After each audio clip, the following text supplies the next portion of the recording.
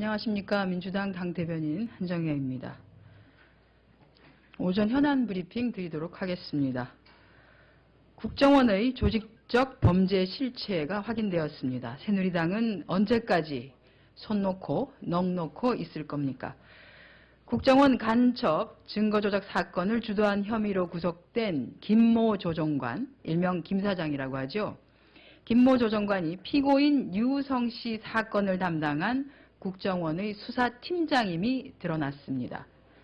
김 조정관이 협력자들에게 문서 조작을 지시하고 이에 대해 선양의 이인철 영사에게 가짜 증명서와 확인서를 쓰도록 요구했다는 것입니다. 이는 국정원 간첩 증거 조작 사건이 조직적 기획으로 이루어졌다는 것을 말해주는 것으로 국정원의 지휘 체계상 그 보고가 남재준 국정원장에게까지 이어졌을 것이라는 의혹이 커지고 있는 것입니다. 이와 같이 국정원 증거조작 사건의 조직적 실체가 하루하루 새롭게 드러나고 있음에도 불구하고 새누리당은 여전히 국정원을 감싸기에만 급급합니다. 어제 민주당은 법제사법위원회 전체 회의를 열어 국가보안법의 날조죄 적용을 하지 않은 검찰의 국정원 감싸기 고무줄법 적용, 공소유지 검사들에 대한 수사의 필요성, 특검 도입과 국정조사의 필요성 등을 지적했습니다. 하지만 새누리당 소속 의원과 법무부 장관은 이 자리에서 찾아볼 수 없었습니다. 새누리당의 서상기 정보위원장, 조원진 정보위 간사는 국회에서 여전히 행방불명인 상태입니다. 전대미문의 간첩 증거 조작 사건에 대한 시시비비를 명백히 가려내기는커녕 법사위 개의 요구에도 불응하고 정보위는 그야말로 실종 상태로 방치하고 있으면서 오히려 검찰과 국정원을 옹호하고 있는 새누리당의 행태는 철저한 진상규명을 요구하는 민심과 정면으로 배치되는 처사입니다.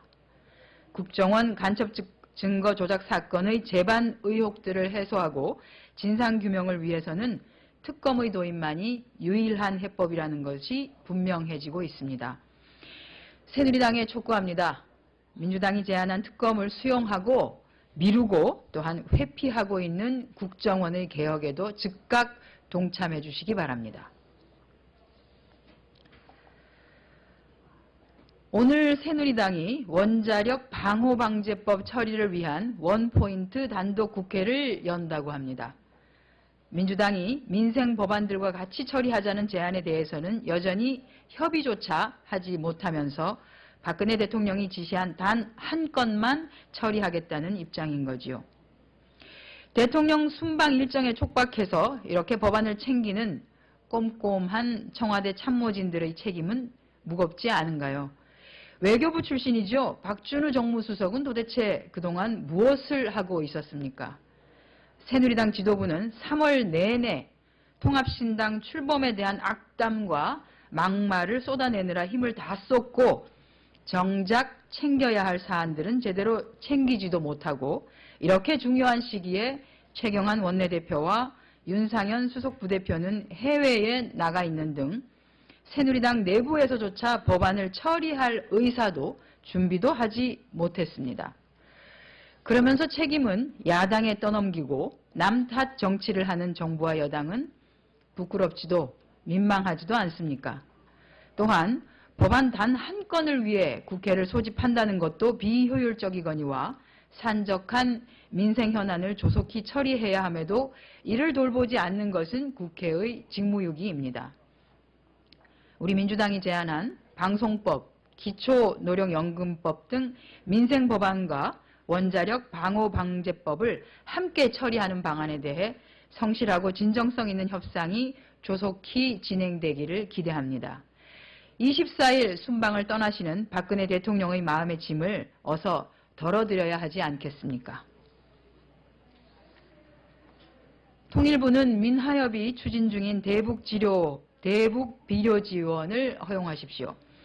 민간단체의 남북 교류 노력과 인도적 지원을 권장하고 지원해야 할 통일부가 계속해서 제동만 걸고 있습니다. 어제 6일째 통일부 장관이 민하협이 추진 중인 북한에 대한 비료 지원에 대해 타이밍이 아니다며 사실상 거부 의사를 밝혔습니다. 남북 교류협력을 권장하고 추진해야 할 다름 아닌 통일부가 민간단체의 비료 지원에 제동을 걸고 있는 것에 강한 유감을 표합니다. 실제 통일부는 2014년 업무계획의 하나로 북한 주민 생활 향상을 위한 농축산 산림 협력을 정해 온실, 농축산 자재 등을 지원하고 공동 영농 시범사업 단계적 추진 등을 제시한 바 있습니다. 통일부는 자신들이 밝힌 농축산 산림 협력 차원에서라도 민하협의 대북 비료 지원을 즉각 허용해야 합니다. 아울러 박근혜 정부는 최근 남북관계 전문가들이 남북 간의 신뢰 형성을 위해 최우선 과제로 뽑은 5.24 조치 철회에 대해서 남북관계 정상화 기틀을 마련한다는 입장에서 또 통일 대박의 입장에서도 전향적으로 검토해야 할 것입니다. 북한 당국 또한 대한민국 국민들의 마음을 열 수 있도록 한반도의 긴장을 고조시키고 있는 단거리 미사일 발사의 중단, 이산가족 상봉 정례화 실무 접촉 재개 등 전향적인 자세를 보여주기를 촉구합니다.